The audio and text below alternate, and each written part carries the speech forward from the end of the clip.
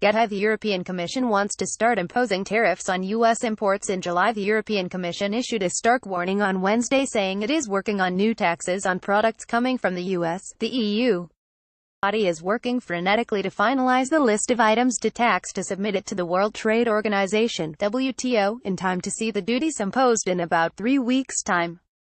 Maroš Šefčovič, Vice President of the European Commission, said the Commission expects to conclude the relevant procedure in coordination with member states before the end of June so that the new duties start applying in July. The measure will slap tariffs on a range of imported products including Harley-Davidson motorbikes, jeans and alcohol. The Commission expects to conclude the relevant procedure in coordination with member states before the end of June so that the new duties start applying in July. Maroš Šefčovič, Vice President of the European Commission, the bloc's aim is to introduce a series of tariffs worth £2.5 billion as a payback for the duties slapped by Mr. Trump on June 1 on steel and aluminum.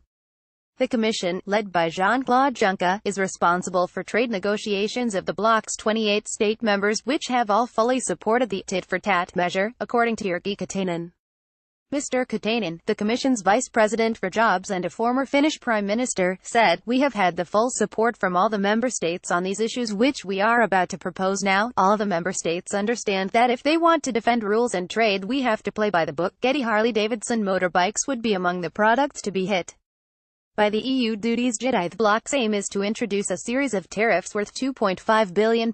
It is difficult to assess what President Trump will decide to do next, but this is our response. This would mean that British ministers also agreed on the measure, representing a step back from the UK's Trade Secretary Liam Fox's initial reluctance to punish the US for the sanctions. The UK is also fighting the US on another commercial front. Together with France and Germany, Britain have signed a joint letter demanding European companies to be spared from U.S. sanctions imposed on Iran after Mr. Trump's decision, announced in May, to pull out of the nuclear agreement with Tehran.